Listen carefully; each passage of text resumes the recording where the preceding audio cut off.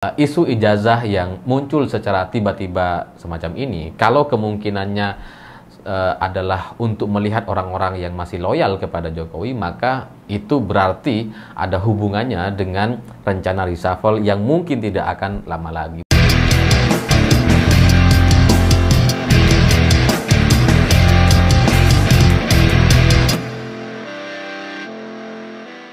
Selamat malam semuanya. Terkait isu ijazah Jokowi yang akhir-akhir ini dibicarakan oleh banyak orang, entah untuk alasan apa, akhirnya Pak Jokowi menunjuk tim kuasa hukum atau tim pengacara untuk merespon isu ijazah Jokowi.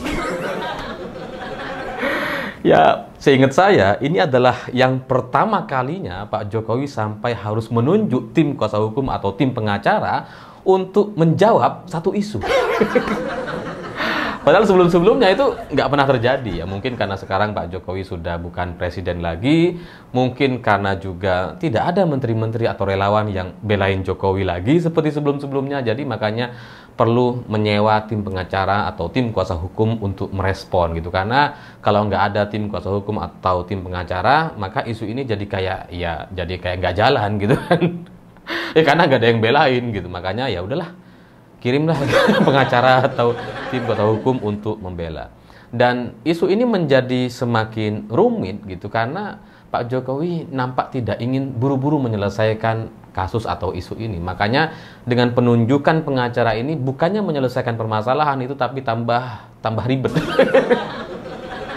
Dan kita jadi kayak nggak maju atau tidak bisa berbicara atau membahas, berdiskusi terkait masalah-masalah yang lebih urgent atau lebih penting untuk kita bicarakan gitu. Karena ada banyak sekali permasalahan yang ada di negara kita, mulai dari soal isu terbaru kasus hakim yang katanya mendapatkan suap sampai 60 miliar rupiah. Itu kan sebenarnya adalah sebuah masalah yang harus kita perhatikan gitu. Seharusnya itu adalah masalah yang betul-betul untuk kita bisa bahas lebih serius. Atau misalkan laporan Tempo yang menyebutkan Dasko katanya dimungkinkan atau dicurigai terlibat dalam operasi bisnis judi online misalkan, itu kan lebih penting dibandingkan soal ijazah Pak Jokowi yang bahasanya itu menjadi sangat-sangat tidak produktif sama sekali gitu. Jadi ya pernyataan-pernyataan yang disampaikan oleh kuasa hukum atau pengacara dari Pak Jokowi juga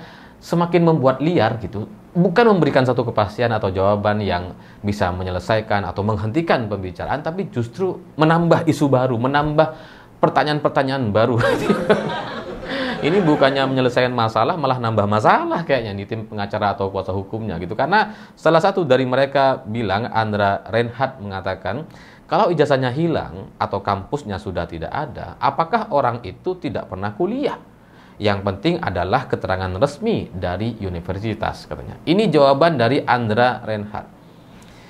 Pernyataan ini bagi saya itu ibaratnya ada kebakaran gitu. Terus kemudian disiram sama bensin. Ini nih, pernyataan kayak gini makin besar masalahnya. Sehingga orang-orang jadi bertanya, jadi ijazah Pak Jokowi itu hilang. Ya karena kalau kampusnya dibilang hilang atau sudah nggak ada kan, ya nggak mungkin, karena UGM sampai sekarang masih ada, jelas nggak mungkin. Dan kalau kalian ngaku sudah melihat, tim pengacara dan kuasa hukum kan katanya bilang sudah melihat, sudah ada asli katanya gitu ya.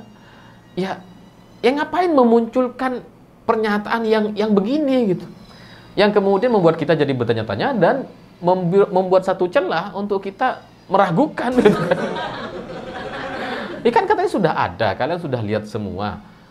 Ngapain ada istilah kalau ijazahnya hilang atau kampusnya sudah tidak ada, apakah orang tidak pernah kuliah? Ini kan pertanyaan yang sangat tidak sesuai sebenarnya gitu ya. Karena antara pernah kuliah dengan lulus kuliah itu kan dua situasi yang berbeda. Kalau untuk menunjukkan orang pernah kuliah, banyak orang pernah kuliah tapi kemudian nggak lulus dan nggak punya ijazah. Jadi kan tambah liar jadinya nih gara-gara pernyataan si kuasa hukum Pak Jokowi ini. Jadi ijazah itu bukan satu-satunya bukti orang kuliah katanya. Itu dalam beberapa judul di media mainstream hari ini. Bener gitu. Orang kuliah tuh ya tidak semuanya dapat ijazah, ada yang berhenti, ada yang nggak lulus dan sebagainya. Jadi ya tapi kuliah gitu. Nah, kalau pernyataan ini muncul dari kuasa hukum, kan kita jadi semakin terbakar, semakin orang membicarakan gitu, semakin orang mencari tahu dan mencurigai. Yang sebelumnya biasa-biasa saja gitu ya, jadi sekarang jadi bertanya-tanya, jangan-jangan bener isu ini kalau kuasa hukumnya bilang kayak gitu gitu. Tapi ya dari penunjukan pengacara atau tim kuasa hukum Pak Jokowi ini, memang nampaknya Pak Jokowi sangat-sangat menikmati panggung isu bernama ijazah Jokowi ini gitu. Karena sekarang Pak Jokowi jadi punya alasan untuk dibicarakan. Karena kalau tanpa isu ini nggak ada, Pak Jokowi nggak dibicarakan lagi.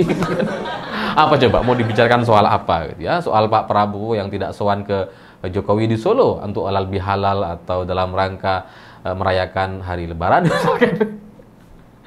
Kan nggak ada yang membicarakan itu gitu. Semua orang berfokus bagaimana Pak Prabowo kemudian mendatangi Tuku Umar atau bertemu dengan Ibu Megawati. Jadi ini bagi saya sesuatu yang tidak biasa. Pertama, ketika Pak Jokowi menunjuk tim kuasa hukum atau pengacara, padahal sebenarnya bisa diselesaikan begitu saja, bisa diselesaikan dengan cepat sekali tanpa menimbulkan keributan. Dan yang kedua, pernyataan-pernyataan dari kuasa hukum atau pengacaranya itu menambah masalah.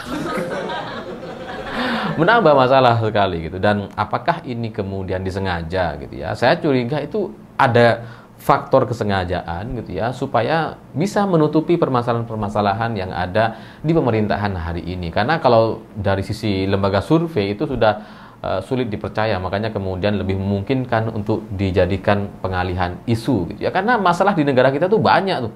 Di bulan Ramadan kemarin ada banyak sekali orang-orang yang terkena PHK, dan itu mereka sedang menunggu momentum untuk melaksanakan aksi demonstrasi setelah atau pasca Lebaran.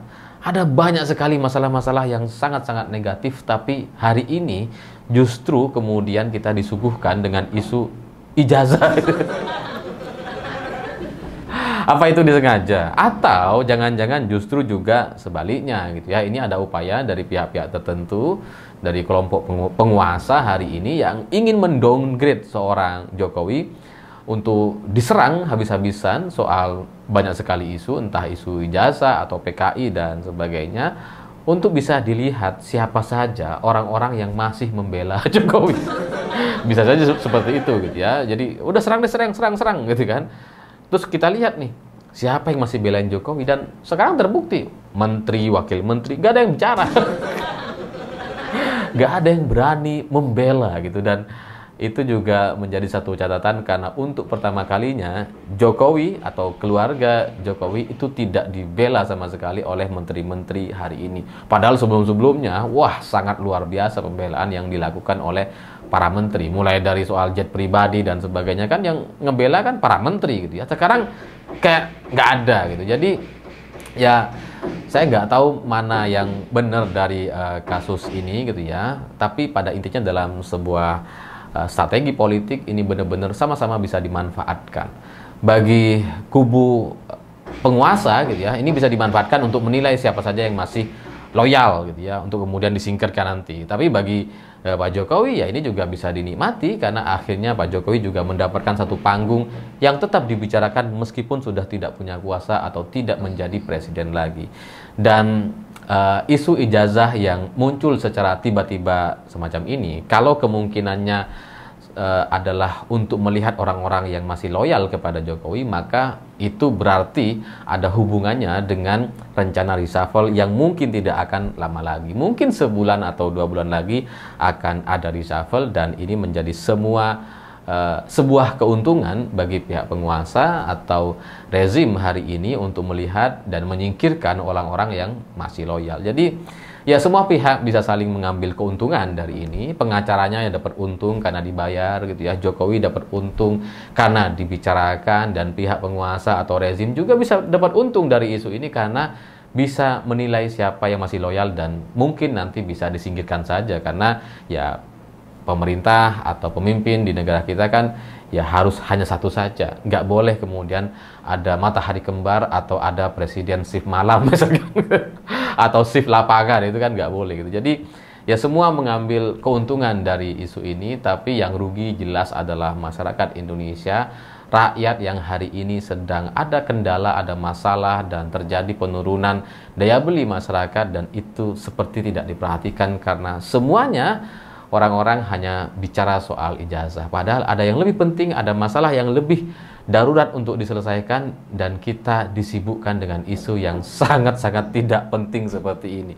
Jadi semoga segera selesai isu ini, dan terkait Pak Jokowi yang tidak mau menunjukkan ijazah aslinya dan itu akan disimpan sampai hari kiamat nanti gitu ya. Ya mungkin selanjutnya kita perlu mengganti strategi, karena untuk orang-orang yang anti dengan Jokowi atau tidak suka dengan Jokowi dan sekeluarga, sebenarnya ada banyak sekali masalah yang bisa dipermasalahkan. Mulai dari jet pribadi, soal Blok Medan, itu kan masih belum selesai.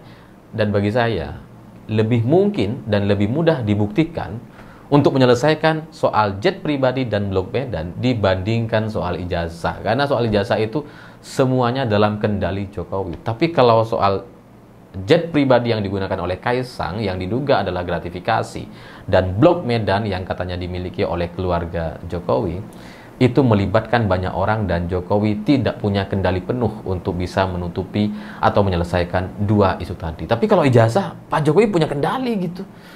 Jadi ya tolong dipikirkan lagi lah. Mari kita ganti isu, mari kita bahas yang lain untuk yang lebih produktif dan lebih bisa bermanfaat untuk kita semua. Saya pikir itu. Terima kasih sudah menonton. Begitulah kura-kura.